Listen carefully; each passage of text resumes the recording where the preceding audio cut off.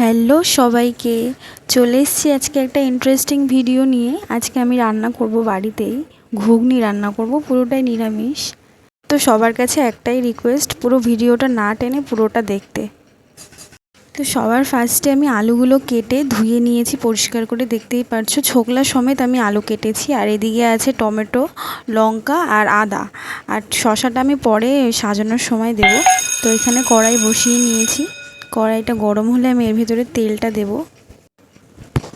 তো কড়াইটা গরম হতে থাক, আমি তারপরে তেলটা এর ভিতরে ঢেলে দিয়েছি।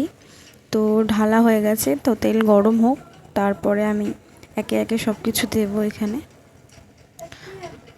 প্রথমে আমি কড়াইতে তেলের মধ্যে, তেলটা গরম হয়ে গেছে, 1 চামচ লবণ দিয়েছি ছোট চামচে।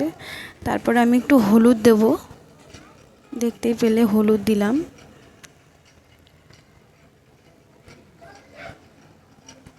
হলুদ দেওয়া হয়ে গেছে, তারপরে আমি আলুগুলো ছেড়ে দিয়েছি, এর ভিতর দিয়ে দিয়েছি। তো হলুদ একটু কম হয়ে গেছিলো বলে পরে আমি আরেকটু হলুদ দিচ্ছি, যে কালারটা ভালো আসে। কোনো আমি লঙ্কার গুঁড়ো টুড়ো এখানে কিছু ইউজ করব না, পুরোটাই কাঁচা লঙ্কা আর মানে হালকা মশলাই করব। তো তোমরা তোমাদের পরিমাণ মতো লবণ আর হলুদ এগুলো বুঝে দেবে। তো আমি এটা ভাজা ভাজা করতে থাকি ততক্ষণ।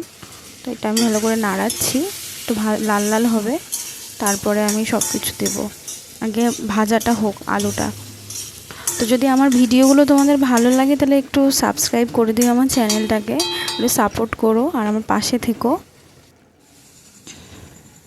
তো প্লেটের ভিতরে যে আদাটা আমি গ্রেট করে নিয়েছি, ওটা গ্রেটার দিয়ে গ্রেট করে নিয়েছি। আর হামানদিস্তার মধ্যে একটু লবণ আর 4-5টা কাঁচা লঙ্কা দিয়ে থেতো করে নিয়েছি। তো আমি এবার ওই আলুর ভেতরে একটু আদা কুচি আর ওই লঙ্কাটা দিয়ে দেবো, দিয়ে ভালো করে নাড়াচাড়া করব, আর একটু ভাজা ভাজা করব। তো ভাজা ভাজা হোক, আমি একটু তোমাদের সাথে কথা বলি। তো হয়তো অনেকে কমেন্ট করবে যে সবাই পারে ঘুগনি রান্না করতে। তো আমি জানি সবাই ঘুগনি রান্না করতে পারে, কিন্তু আমি কীভাবে করি সেটাই তোমাদের সাথে একটু শেয়ার করলাম। হয়তো ভিডিওর মাঝখানে অনেক ভুল ত্রুটি হতে পারে। তো ফার্স্ট ভিডিও করছি, প্রথম ব্লগ করছি, তো একটু ভুল ত্রুটি হলে একটু মানিয়ে নেবে আর আমার চ্যানেলটাকে একটুখানি সাপোর্ট করবে, তাহলে ভিডিও দিতে আমারও খুব ভালো লাগবে। কীরকম ভিডিও তোমরা চাও একটু কমেন্ট করো আমাকে। এরপরে আমি এর ভিতরে টমেটো দিয়ে দিলাম, টমেটো একটা বড় টমেটো কেটে দিয়ে দিয়েছি এর মধ্যে। আর আলুটাকে ভাজা ভাজা তো হয়েই গেছে, একটু সাইড করে মাঝখানে 2-3 ফোঁটা তেল দিয়ে একটু জিরে ফোড়ন দিয়েছি। আর প্রেসারে আমি মটরশুঁটিটা মানে ঘুগনির মটরটা আমি সিদ্ধ করেই রেখেছি, ওটা কড়াইতে দিয়ে দিয়েছি। এবার এটা হতে যতক্ষণ টাইম লাগবে, তো ফুটে এসছে, হোক আস্তে আস্তে। তো ঝোলটা একটু গাঢ় গাঢ় হয়ে গেলেই আমি সানরাইজের গরম মশলা দিয়ে এটা নামিয়ে নেব। তো তো আজকের মতো টাটা, দেখা হচ্ছে আবার কোনো ইন্টারেস্টিং ব্লগ নিয়ে।